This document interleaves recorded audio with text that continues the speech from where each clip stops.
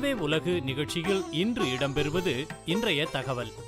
இதில் கரூர் மாவட்டம் பரமத்தியை அடுத்த பில்லாபாளையம் கிராமத்தைச் சேர்ந்த பெரியசாமி என்ற விவசாயியின் அனுபவங்களை பார்ப்போம். இவரது நிலத்தில் சாகுபடி செய்துள்ள மரவள்ளி பயிரை தாக்கும் மாவு பூச்சிகளை கட்டுப்படுத்த என்ன செய்யலாம் என்று கவலைப்பட்டு கொண்டிருந்தார். இந்த நிலையில் கரூர் வேளாண் அறிவியல் மைய வல்லுநர்களை இவர் அணுகிய போது ஒட்டுண்ணிகளை பயன்படுத்தி மாவு பூச்சிகளை கட்டுப்படுத்தலாம் என்று ஆலோசனை கூறியிருக்கிறார்கள். அதன்படி ஒட்டுண்ணிகள் மூலம் பயன்பெற்ற அனுபவங்களை பகிர்ந்து கொள்கிறார். நிகழ்ச்சியில் தொடர்ந்து மரவள்ளி பயிரில் ஊட்டச்சத்து பற்றாக்குறை குறித்த தகவல்களை கரூர் வேளாண் அறிவியல் மையத்தின் மண்ணியல் தொழில்நுட்ப வல்லுநர் மாரிக்கண்ணு அவர்கள் பகிர்ந்து கொள்கிறார். மேலும் கரூர் வேளாண் அறிவியல் மையத்தின் முதுநிலை விஞ்ஞானியும் தலைவருமான முனைவர் திரவியம் அவர்களது கருத்துகள் இடம்பெறுகின்றன. ஒட்டுண்ணிகள் மூலம் மாவு பூச்சிகளின் தாக்குதலை கட்டுப்படுத்துவது எப்படி, மரவள்ளி பயிரில் மகசூலை அதிகரித்தது எப்படி என்பது குறித்து விளக்கமாக கூறுகிறார். நிகழ்ச்சியை பார்த்து பலன் பெறுங்கள்.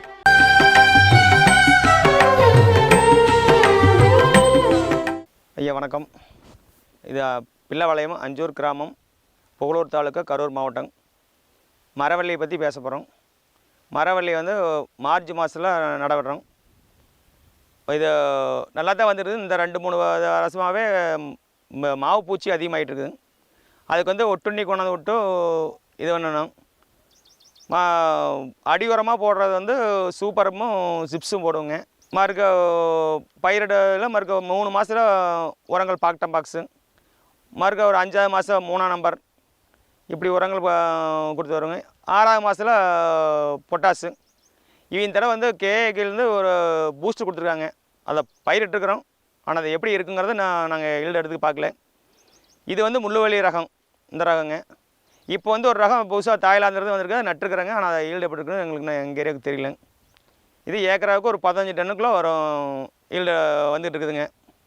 சரி, இது வந்து அவங்க அறுப்பறுத்து நெல் நட்டதுக்கு முறவு அறுப்பறுத்தது உழவு ஓட்டி, அதுக்கு முறவு ரொட்டேட்டரை எல்லாம் ஓட்டி, நம்ம நடைமுறை வந்து விதை குச்சி கொண்டாந்து வச்சுருந்து அதை வந்து உழவு ஓட்டும் பார் கட்டி 3 இன்ச்சு 3 அடி 2.5க்கு 3 அடி அகல பார் கட்டி அதில் 3 இன்ச்சு நீளத்தில் குச்சி நறுக்கி அதில் வந்து மருந்து தண்ணியில் நனைச்சி தான் ஊனிக்கிட்டு இருக்கிறோம். அந்த கள்ளிப்பூ அந்த எண்ணெய் மாவு பூச்சிக்கு இது பண்ணுறக்கோசரம் அதனால் வந்துட்டு இருக்குதுங்க. ஆனால் அதுலேயே பார் கட்டுறதுக்கு முன்னாடியே வந்து சூப்பர் வந்து போட்டுருவோங்க. சூப்பர் சிப்ஸும் நாங்கள் ஒரு 10 வருஷமாக இது பயிரிட்டுருக்குறோம். மறுக்க தான் 3 மாத வேளாண்மையிலேருந்து அந்த கடலை நெல் எல்லாம் வரும். ஆனால் இது வந்து சல்லி மண்ணான ஏரியா, செம்மண் சல்லி மண் சுக்கா மண்ணுங்கிற மாதிரி சொல்லுவாங்க. அந்த இதில் இருக்கிறனால எங்களுக்கு இது மரவள்ளி நல்லா வரும்னு வச்சுங்களேன். நீர்ப்பாசன முறை வந்துங்க. முதல்ல ஒரு 3 மாதத்துக்கு தண்ணி எங்கள்கிட்ட நல்லா இருக்குங்க. 3 மாதத்துலேருந்து கொஞ்சம் ட்ரை ஆயிருங்க. ஆகஸ்ட் வரையில ரொம்ப ட்ரை ஆயிரும். 3 மாதங்களை வச்சு பாருங்க, அந்த 3 மாதத்துக்கு தண்ணியே இல்லைனாலும் அது அப்படியே ஒன்றும் பண்ணாதுங்க வச்சுக்கலாம். அப்படியே இலைக்கிட்டே இதாகிட்டு இருக்கும். மறுக்க 3 மாதம் வச்சு மறுக்க மழை பேஞ்சு கிணறு தண்ணி வந்துச்சுன்னா அது மாதிரி உரத்தையும் கொடுத்துக்கும், தண்ணி அதுக்கு தகுந்த மாதிரி அதிலிருந்து மறுக்க ரன்னிங் பண்ணிக்குவோங்க. அதனால் ஒன்று எங்களுக்கு அதில் ஈல்டு கொஞ்சம் குறைஞ்சி வந்தாலும் அதை கொண்டதெல்லாம் வச்சுக்கலாம். மறுக்க கொஞ்சம் லேட்டானாலும் பூச்சி விரட்டி இது மாவு பூச்சிக்காக புளிவேரியிலேருந்து சார் அனுபவித்தோம். அதில் வந்து அவர் சார் வந்து ஒரு ஊஞ்சலூர்காரர் சொல்லி ஒரு சித்த வைத்தியம் கொண்டாந்து அந்த இதெல்லாம் தயாரித்து கொண்டாந்து அடித்து பார்த்தேங்க. அதுவும் ஈல்டு படிச்சிருக்கு, நல்லா தான் வந்திருக்குதுங்க. மறுக்க அவை சார் மூலியமாகவே திருச்சி அக்ரிகல்ச்சர் காலேஜில் போய் கொண்டாந்தாங்க ஒட்டுண்ணிங்க. அதுக்கு முறை தான் ஈல்டே ஓரளவுக்கு இப்போ செடியை வந்து சேர்ந்துருக்குங்க இந்த ஏரியாவுக்கு. அது நல்லா தான் இருக்குதுங்க. மறுக்க கரூர் பரமத்தி அக்ரிகல்ச்சரும் எங்களுக்கு வீடு மாதிரியே அவங்களுக்கும் ஒத்துழைச்சாங்க. அனைவருக்கும் வணக்கம். நம் கரூர் மாவட்டத்தின் இந்திய வேளாண் ஆராய்ச்சி கழகத்தின் வேளாண் அறிவியல் மையத்தில் மண்ணியல் துறையில் தொழில்நுட்ப வல்லுநராக பணிபுரிகிறேன். இப்போ பார்த்தீங்கன்னா நம்ம வந்து அதிகமாக மரவள்ளி வந்து ஒரு கிழங்கு பயிராக இருக்கிறதுனால அதுக்கு வந்து ஊட்டச்சத்து அதிகமாக தேவைப்படும். ஆனால் நம்ம எல்லாருமே வந்து அதாவது சரிவிகித உணவு கொடுக்கறதில்ல, அதாவது பேலன்ஸ்டு நியூட்ரியன்ட் சொல்லுவாங்க. ஸோ அதனால தான் இந்த இடத்துல நம்ம வந்து பில்லாபாளையங்கிற இந்த கிராமத்தில் பரமத்தி வட்டாரத்தில் உள்ள கரூர் மாவட்ட கிராமத்தில் வந்து நம்ம இந்த பில்லாபாளைய கிராமத்தை வந்து நம்ம தேர்ந்தெடுத்தோம். ஸோ தேர்ந்தெடுத்து ஃபஸ்ட்டு வந்து அறுவடை முடிஞ்சதுக்கப்புறம் நம்ம மண் மாதிரி எடுத்ததில் பார்த்திங்கன்னா நிறைய ஊட்டச்சத்து பற்றாக்குறை இது மாதிரி இருந்துச்சு. ஸோ அதனால் நம்ம வந்து மரவள்ளியை பொறுத்த வரைக்கும் 2 தவணையாக நம்ம உரம் கொடுக்கணும். அதாவது குச்சி நட்ட அடியுரமாக வந்து நம்ம தலை சத்து, மணி சத்து, சாம்பல் சத்து கொடுப்பாங்க. அதுக்கப்புறம் பார்த்தீங்கன்னா நம்ம வந்து 90வது நாள், அதாவது 3வது மாதத்தில் நம்ம வந்து 2வது தவணை கொடுக்கணும். அதாவது முக்கியமாக வந்து தலை சத்து உரங்களும் பொட்டாஸ் சத்து, அதாவது மணிசத்து உரங்களும் கொடுக்கணும். ஏன்னா இப்போ வந்து மணிசத்து உரங்கள் வந்து நம்ம அடியிலே கொடுத்துருவோம். இந்த சாம்பல் சத்து, அதாவது பொட்டாசியம் சத்து தான் வந்து இந்த கிழங்கு வகை பயிருக்கு மிகவும் முக்கியம். ஏன்னா கிழங்கு வந்து உங்களுக்கு மாவு சத்து அதிகன்றனால அது வந்து மாவு சத்து, இந்த பொட்டாசியம் சத்து கம்மியாகிறப்ப என்ன ஆகும் அப்படின்னா கசப்பு தன்மை அது மாதிரிலாம் வரும். ஸோ அதனால் நம்ம வந்து இந்த செயல் விளக்கத்தை இந்த பில்லாப்பாளையம் கிராமத்தில், அதாவது மரவள்ளியில் மகசூல் அதிகரிப்பதற்கு இலைவழி உரமாக கசாவா பூஸ்டர் தெளித்தல், அந்த செயல் விளக்கத்தை இந்த கிராமத்தில் நம்ம ஒரு 10 விவசாயிகளை தேர்ந்தெடுத்து நம்ம செயல் விளக்கம் நடத்திட்டு வரோம். ஸோ இதில் பார்த்தோம்னா நம்ம வந்து பேரூட்ட சத்துக்கள் எல்லாமே எல்லா விவசாயிகளும் கொடுத்துருவாங்க. ஆனால் பார்த்தீங்கன்னா அந்த நுண்ணூட்ட கலவை அதாவது கொடுக்க மாட்டாங்க. ஸோ இதை மனசில் கொண்டு தான் நம்ம வந்து தமிழ்நாடு பல்கலைக்கழகத்தின் பயிர் வினையியல் துறையிலேருந்து எல்லா பயிருக்குமே வந்து பயிர் ஊக்கிகள் அப்படின்னு நுண்ணூட்ட கலவையை தயாரித்து கொடுத்துக்கிட்டு இருக்காங்க. அதில் மெயினாக பார்த்தீங்கன்னா நம்ம தமிழ்நாடு பல்கலைக்கழகத்தின் மரவள்ளி மற்றும் ஆமணக்கு ஆராய்ச்சி நிலையம் ஏத்தாப்பூரில் இருக்குது. அவங்க வந்து மரவள்ளிக்குன்னே இந்த கசாவா பூஸ்டர், அதாவது மரவள்ளிக்கான பூஸ்டர்னு கலவையை கொடுக்குறாங்க. இது எப்படின்னா ஒரு பாக்கெட் ஒரு 5 கிலோ பாக்கெட் இருக்கும். ஒரு ஏக்கருக்கு 5 கிலோ ரெக்கமெண்டேஷன், ஒரு ஹெக்டேர்னா 15 கிலோ நம்ம வந்து கொடுக்கலாம். ஸோ இப்போ 5 கிலோ பாக்கெட்டில் 3 பேக்கெட்டாக சின்னதாக அவங்க கொடுத்துருப்பாங்க.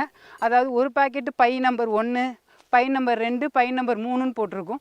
ஸோ நம்ம என்ன பண்ணணும், நம்ம ஒரு 40 கிலோ சாணம், அதாவது 2 சட்டி அளவு எடுத்து அதோடு நம்ம ப்ளஸ் என்ன சேர்த்துக்கணும், ஒரு 100 லிட்டர் தண்ணி, ஒரு 3 குடம் தண்ணி அளவு ரெண்டையும் சேர்த்து பால் பதத்தில் நம்ம வந்து சாணி பாலை வடிகட்டிக்கணும். ஏன்னா அது மேலே வந்து சாணி வேறு திப்பியாக இருந்தால் வடிகட்டிட்டு அதுக்கப்புறம் இந்த மரவள்ளி பூஸ்ட்டுங்கிற கலவை பையில் இருக்கிற முதல் 2 பை, அதாவது முதல் பை வந்து பாக்டீரியா நுண்ணூட்ட கலவை இருக்கும். அடுத்தது 2வது பை பார்த்திங்கன்னா வேப்ப முன்னாக்கு இருக்கும். இது ரெண்டையும் அந்த சாணி பாலோட கலந்து சுமார் ஒரு 10 நாள் வந்து நம்ம நொதித்தல் வினைக்கு வச்சுருக்கணும். அதுக்கு இடையில பார்த்திங்கன்னா நம்ம வந்து ஒரு 3 நாளைக்கு ஒரு தடவை கிண்டி விடணும். ஸோ அப்போ கிண்டி விட்றப்ப நம்மளுக்கு என்னாகும், இன்னும் அந்த நுண்ணுயிர்கள்லாம் வந்து வளரும். ஸோ 10 நாள் கழித்து இந்த கலவையை வந்து வடிகட்டிக்கணும். ஏன்னா நம்ம ஸ்ப்ரேயரில் போடக்குள்ள அது என்னாகும், ஸ்ப்ரேயரில் வந்து அடைச்சிக்கும். அதனால் வடிகட்டி பால் பதத்தில் எடுத்துகிட்டு அப்புறம் இந்த கசாவா பூஸ்டரில் உள்ள 3வது பை, அதுதான் வந்து நுண்ணூட்ட கலவை அடங்கிய பை. ஸோ அந்த பையை எடுத்து நீங்கள் இதோட கலந்தீங்கன்னா ஓரளவு நம்மளுக்கு ஒரு அப்ராக்சிமேட்டு அளவு கிடச்சிரும். இதோட ஒரு ஏக்கருக்கு தேவையான, அதாவது ஒரு ஏக்கர்னால் நம்ம 200 லிட்டர் இல்லையா, ஸோ அதோட கலந்து நம்ம இலைவெளியாக கொடுக்கணும். இது எப்போ கொடுக்கணும் அப்படின்னா, நம்ம இங்கே தோட்டத்துக்கு வந்து அவங்க நட்ட 2வது மாதத்துலேருந்தே இதுக்கு ரெக்கமெண்டேஷன், அதாவது பரிந்துரை. நம்ம 1வது மாதம் வந்து அடியுரம் கொடுத்துட்டு 2வது மாதத்துலேருந்து, அதாவது 60 நாள் 90 நாள் அது மாதிரி நம்ம 2வது மாதத்தில் இதை ஒரு ஸ்ப்ரேவும், அதுக்கப்புறம் 3வது மாதத்தில் ஒரு ஸ்ப்ரேவும் கொடுத்தோம்னா நம்மளுக்கு நல்ல ரிசல்ட் கிடைக்கும். அதாவது என்னென்னா, நம்ம அதுக்கப்புறம் ஒரு 120 நாள் அதுக்கு மேலே கொடுத்தோம்னா அதுக்கு பயன் இருக்காது. ஏன்னா அந்த 90 நாளுக்குள்ளே தான் உங்களுக்கு வந்து கிழங்குகள் அது மாதிரிலாம் உற்பத்தி ஆகும், கரு உருவாகும். ஸோ அதனால் இந்த மரவள்ளி பூஸ்டர் பயன்படுத்துறது பார்த்திங்கன்னா, அவங்க கொடுத்துருக்க நம்ம ஏத்தாப்பூர் ஆராய்ச்சி நிலையத்தில் கொடுத்துருக்கிறது ஒரு பாக்கெட் வந்து 1 ஏக்கருக்கு. ஸோ அதை வந்து நம்ம பூக்கும், அதாவது நம்ம 2வது மாதம் 3வது மாதங்களில் தெளிக்கலாம். இது வந்து 1 ஏக்கருக்கு தான் பயன்படுத்தணும். ஸோ இந்த கசாவா பூஸ்டருங்கிற மரவள்ளி பூஸ்டரை பயன்படுத்தினால என்ன நன்மைகள்னு பார்த்தீங்கன்னா, அதிகமாக மரவள்ளியில் நம்ம எந்த தோட்டத்தில் பார்த்தாலும் அது வந்து மொசைக் மாதிரி நோய் வரும். அதாவது அது வைரல் நோயின்னு சொல்லுவாங்க. அது கட்டுப்பாட்டுக்குள்ளே வருது. அப்புறம் ஆராய்ச்சியில் என்ன கண்டுபிடிச்சிருக்காங்க அப்படின்னா 20% மகசூல் அதிகமாகுது. அது மட்டும் இல்லாமல் நம்மளுக்கு வந்து அதிகமாக மரவள்ளி பயிர், கிழங்கு பயிரெல்லாம் ஊட்டச்சத்து அதிகமாக தேவைப்படும். ஸோ அந்த பயிர் வந்து இந்த பற்றாக்குறை இல்லாமல் நம்ம ஆராய்ச்சி பண்ணி பார்த்ததில் இந்த மரவள்ளி பூஸ்டர் பயன்படுத்திய கிழங்குகள் வந்து நான் அதிகமாக ஏற்கனவே நாங்கள் ஆய்வு வந்து கருப்பூர் அந்த இடத்துல பண்ணணும் கிராமத்தில். அதில் பார்த்தீங்கன்னா இந்த மரவள்ளி பூஸ்டரை பயன்படுத்திய வயலில் கிழங்குகள் வந்து வெயிட் அதிகமாகவும் நீளங்கள் அதிகமாகவும் கிழங்குகளோட எண்ணிக்கை அதிகமாக இருந்துச்சு. இப்போ இந்த மரவள்ளி பூஸ்டர், அதாவது கசாவா பூஸ்டரோட எந்தெந்த நேரத்தில் பயன்படுத்தக்கூடாது அப்படின்னா, வெயில் நேரத்தில் பயன்படுத்தக்கூடாது. மற்றபடி காலையில் மாலையில் பயன்படுத்தலாம். அது மட்டும் இல்லாமல் நம்ம மரவள்ளி பூஸ்டர் பயன்படுத்தினோன்னே மண்ணில் ஈரப்பதம் இருக்க மாதிரி பயன்படுத்திக்கணும்.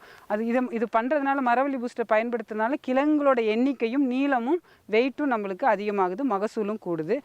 இந்த கசாவா பூஸ்டர்னா என்ன அப்படின்னா, இதில் நுண்ணூட்டை கலவை அடைந்த எல்லாமே சேர்ந்த கலவை தான் இந்த மரவள்ளி பூஸ்டர். அதாவது ஒரு கிழங்கு நம்ம பிடிக்கணும் அப்படின்னா சந்தையில் நல்ல குவாலிட்டி, அதாவது தரமாக இருக்கணும்னா நம்மளுக்கு வந்து கால்சியம், மெக்னீசியம், அதாவது கால்சியம் சத்து, மெக்னீசியங்கிற சத்து, அதுக்கப்புறம் இரும்பு சத்து, துத்தநாகன்ற ஜிங்க் சல்ஃபேட்டு, எல்லா சத்துக்களும் கலந்து ஒரு பூஸ்டராக, அதாவது நம்ம பூஸ்ட் குடிக்கிற மாதிரி கிழங்கு வகை பயிர்களுக்கு ஒரு பூஸ்டராக நம்ம ஏத்தாப்பூர் மரவள்ளி மற்றும் ஆமணக்கு ஆராய்ச்சி நிலையத்தில் கண்டுபிடித்து கொடுத்துருக்காங்க. ஸோ அதை பற்றின செயல் விளக்கம் தான் நாங்கள் இங்கே மேற்கொண்டோம். இனிமேல் தான் அறுவடை முடிஞ்சு அது எப்படி இருக்குன்னு நம்ம ரிசல்ட் வந்து பயன்படுத்தாத வயல்லையும் இதுலேயும் நம்ம இந்த செயல் விளக்கம் மேற்கொண்டையும் கம்பேர் பண்ணி நம்ம ரிசல்ட்டை பார்ப்போம். ஸோ விவசாயிகள் அனைவரும் இந்த கசாவா பூஸ்டரை பயன்படுத்தி பயிரை நல்லா ஊட்டச்சத்து மிக்க பயிராக கொண்டு வருமாறு கேட்டுக்கொள்கிறேன். நன்றி, வணக்கம். அனைவருக்கும் வணக்கம். என்னுடைய பேர் திரவியம். நான் வந்து கரூர் மாவட்டத்தோடைய இந்திய வேளாண் ஆராய்ச்சி கழகத்தின் வேளாண் அறிவியல் மையத்தின் முதுநிலை விஞ்ஞானி மற்றும் தலைவராக பணியாற்றிட்டுருக்கேன்.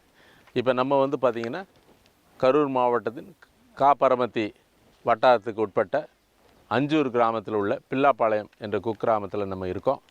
இந்த பகுதியில் பார்த்திங்கன்னா மரவள்ளி வந்து ஒரு முக்கியமான பயிர். இந்த பகுதி மட்டும் இல்லை, கரூரில் பல பகுதிகளில் மரவள்ளி வந்து ஒரு முக்கியமான பயிராக இருக்குது.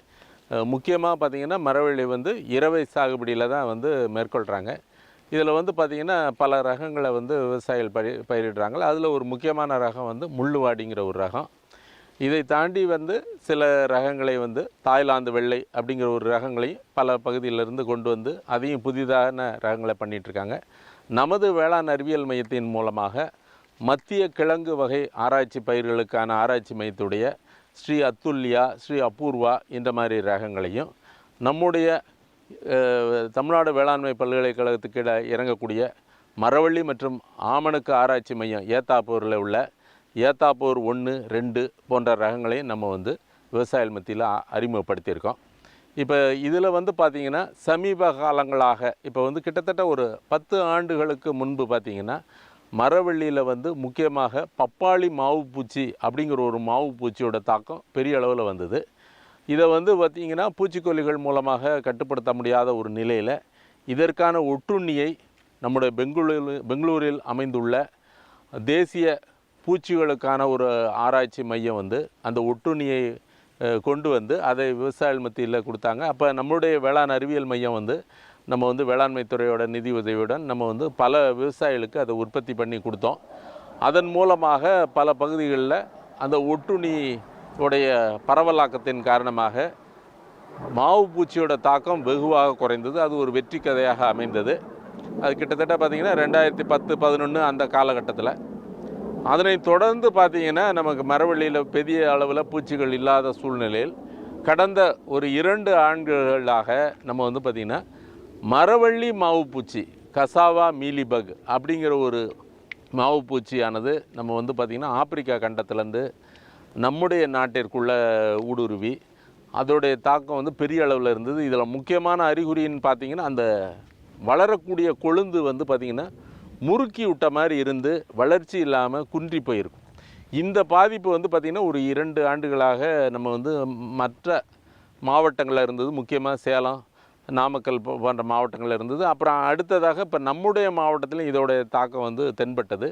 முதல்ல நம்ம இந்த பகுதியில் பார்த்தோம். இப்போ வந்து பார்க்கும் பொழுது இந்த நம்ம வயல் நம்ம பார்த்துக்கிட்டு இருக்கக்கூடிய வயல் வந்து பார்த்திங்கன்னா இந்த மாவு பூச்சியோட தாக்கத்தினால வளர்ச்சி குன்றி போய் இருந்தது.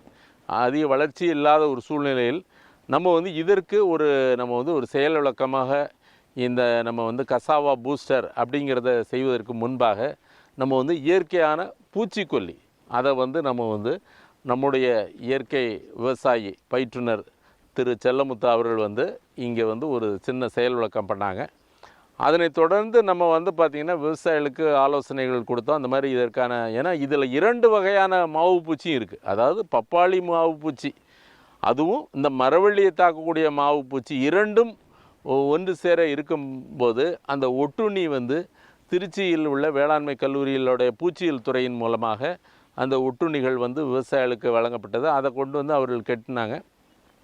அதை தொடர்ந்து பார்த்திங்கன்னா அந்த ஒட்டுண்ணிகளை விட்டதன் மூலமாகவும் இந்த கசாவா பூஸ்டருங்கிற பயிர் ஊக்கியை கொடுத்ததன் காரணமாக நமக்கு வந்து மாவு பூச்சிகளோட தாக்கம் குறைந்து அதுக்கப்புறம் பார்த்திங்கன்னா பயிர் வந்து நல்ல வளர்ச்சி கொடுத்து நல்ல ஓங்கி வளர்ந்துருக்கு. இது வந்து ஒரு நல்ல ஒரு வெற்றியாக இருக்குது. இன்றைக்கி விவசாயிகள் வந்து பார்த்திங்கன்னா இந்த மரவள்ளி மாவு பூச்சியை கட்டுப்படுத்துறதுக்கு பல வகையில் பூச்சிக்கொல்லிகளை பயன்படுத்துகிறாங்க. சில பகுதிகளில் பார்த்தா ஒரு விவசாயி வந்து பார்த்திங்கன்னா 7 முறை பூச்சிக்கொல்லி பயன்படுத்தியிருக்காரு. இப்போ இதில் பார்க்கும்பொழுது மரவள்ளியை பொறுத்த வரைக்கும் நமக்கு வந்து ஒவ்வொரு ஆண்டும் விலை ஏற்றமும் இறக்கமாக இருக்கும். அதனால் விவசாயிகளுக்கு வந்து நிறைய நேரங்களில் சந்தைப்படுத்தும் பொழுது அவர்களுக்கு சரியான விலை கிடைக்காமல் அவங்க வந்து ஒரு நஷ்டப்படக்கூடிய ஒரு நிலை இருக்குது. அந்த மாதிரி சூழ்நிலையில் அதிகமான பூச்சிக்கொல்லிகளை பயன்படுத்தும் போது அவர்களுக்கு வந்து அதனால் பொருளாதார இழப்பு ஏற்படுகிறது. இன்னொன்று, இந்த மரவள்ளியில் வந்து அதிகமாக கிடைக்கக்கூடிய அந்த கிளைகளை வந்து எடுத்து ஆடு மாடுகளுக்கு வந்து ஒரு தீவனமாக கொடுக்கக்கூடிய நிலையில் நம்ம பூச்சிக்கொல்லிகள் பயன்படுத்தும் பொழுது அந்த எஞ்சிய நஞ்சு அந்த கால்நடைகளையும் தாக்கக்கூடிய ஒரு வாய்ப்பு உள்ளது. அதை தாண்டி நம்ம வந்து பார்த்திங்கன்னா உணவாகவும் நம்ம அந்த கிழங்குகளை பயன்படுத்தும் பொழுது இந்த எஞ்சிய நஞ்சுகள் கிழங்குகளில் பொருந்து சேரும் பொழுது அது நமக்கு ஆரோக்கிய கேடாகவும் இருக்கிறது. அது இந்த மாதிரி ஒரு சூழ்நிலையில் தான் நம்ம வந்து இந்த இயற்கையான முறையை வந்து வலியுறுத்தும் காரணமாக இந்த ஒரு செயல் விளக்கத்தை நம்ம செஞ்சோம். இதுபோக மற்ற பகுதியில் நம்ம வந்து விவசாயிகளுக்கான இந்த விழிப்புணர்வை கொடுத்தோம். இதில் முக்கியமாக செய்ய வேண்டிய வேலை என்னென்னா கண்காணிப்பு ரொம்ப ரொம்ப முக்கியமானது. நம்ம அந்த மாவு பூச்சியோட தாக்கம் வந்து தென்பட்டவுடன் அந்த குருத்து பகுதிகளை ஒடித்து அதை வந்து நம்ம வந்து அப்புறப்படுத்தி அதை வந்து அழித்து விட வேண்டும். அதை எரித்தோ இல்லை குழியில் போட்டோ மூடி நம்ம வந்து அழித்து விட வேண்டும். அதை தாண்டி வந்து பார்த்திங்கன்னா தொடர்ந்து கண்காணிப்பு ரொம்ப ரொம்ப முக்கியமாக இருக்குது. இந்த ஒட்டுண்ணியும் பார்த்திங்கன்னா இப்பொழுது நம்ம தேசிய அளவிலான பூச்சிகளுக்கான ஆராய்ச்சி மையம் அவர்கள் வந்து அந்த ஒட்டுண்ணிகளை வந்து வெளிநாடுகளிலிருந்து கொண்டு வந்திருக்காங்க. அதை வந்து விரைவில் நம்ம விவசாயிகளுக்கெல்லாம் வழங்கப்பட உள்ளது. அப்போ ஒட்டுண்ணிகள் மூலமாக இயற்கையாக நம்ம பயிரை பாதுகாக்கலாம். அதே சமயத்தில் பார்த்திங்கன்னா தேவையற்ற பூச்சிகளை தவிர்த்து நம்ம வேம்பு சார்ந்த பூச்சிக்கொல்லிகள், வேப்பங்கொட்டை சாறு, அதை தாண்டி நம்ம வந்து பார்த்திங்கன்னா இயற்கையான பூச்சி விரட்டிகள் இதை நம்ம பயன்படுத்தலாம்.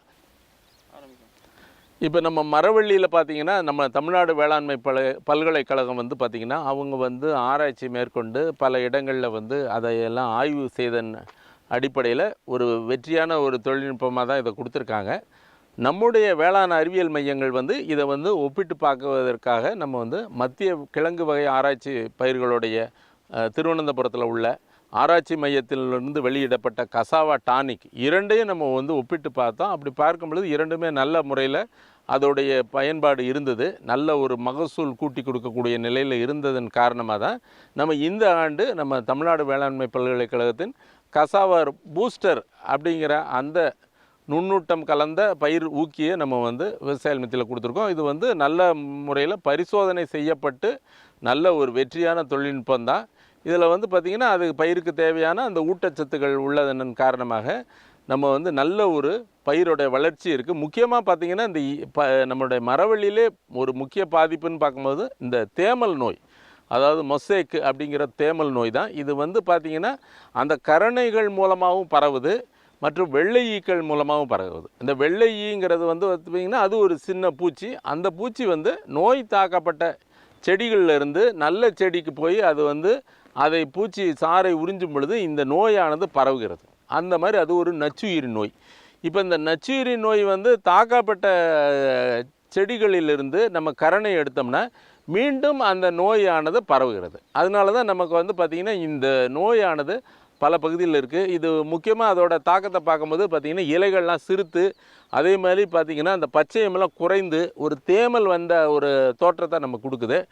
இப்போ இதன் காரணமாக நமக்கு வந்து ஒளிச்சேர்க்கையெல்லாம் குறைந்து உங்களுக்கு ஊட்டச்சத்து குறைபாடுனால மகசூல் இழப்பு ஏற்படுகிறது. இதை நிவர்த்தி செய்வதற்கு தான் நம்ம வந்து இந்த கசாவா பூஸ்டரை கொடுக்கும் பொழுது அதை நம்ம இலைகள் வழியாக தெளிக்கும் பொழுது தேவையான ஊட்டச்சத்துக்களை கொடுத்து அந்த இலைகள் வந்து நல்லா விரிந்து மீண்டுமாக ஒளிச்சேர்க்கை செய்வதற்கான ஒரு வாய்ப்பை ஏற்படுத்தி கொடுக்கிறது. அந்த முறையில் நமக்கு வந்து இந்த கசாவா பூஸ்டருங்கிறது மரவள்ளிக்கான அந்த ஊட்டச்சத்து நிறைந்த ஒரு டானிக் அது வந்து நல்ல முறையில் பயன்பட்டு நமக்கு வந்து உற்பத்தியை பெருக்குவதற்கு நல்ல ஒரு வாய்ப்பாக இருக்குது. இதில் நம்ம மரவள்ளியை பொறுத்த வரைக்கும் நம்ம பாதிப்புகள்னு பார்க்கும் பொழுது பப்பாளி மாவு பூச்சி அதோடைய பாதிப்புகளும் இருக்குது. அதை தாண்டி நமக்கு வந்து பார்த்திங்கன்னா இந்த மரவள்ளி மாவு பூச்சி, அடுத்தது பார்த்திங்கன்னா நமக்கு இந்த தேமல் நோய், இதுதான் முக்கியமான பாதிப்புகள். இதை தாண்டி ஒரு சில சமயங்களில் நமக்கு வந்து கிழங்கு அழுகல் போன்ற நோய்கள் வரக்கூடிய வாய்ப்பு இருக்குது. அது எந்த மாதிரி சூழ்நிலை இருக்கும்னா அதிகமாக வடிகால் வசதி இல்லாத நிலங்களில் மழை அதிகமாக இருக்கக்கூடிய சூழ்நிலையில் இந்த கிழங்கு அழுகல் போன்ற நோய் வரும். அப்படி மற்றபடிக்கு முக்கியமான நோய்களும் பூச்சிகளும் இதுதான்.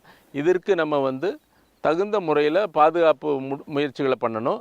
இதில் முக்கியமான ஒரு விஷயம் என்னன்னு பார்த்தீங்கன்னா, இந்த இயற்கை எரு அதிகமாக இடக்கூடிய நிலங்களில் இந்த பூச்சி தாக்கம் வெகு குறைவாக இருக்கிறது அப்படிங்கிறத நாங்கள் பல இடங்களில் நம்முடைய கள ஆய்வுகளில் நம்ம பார்த்த ஒரு விஷயம்.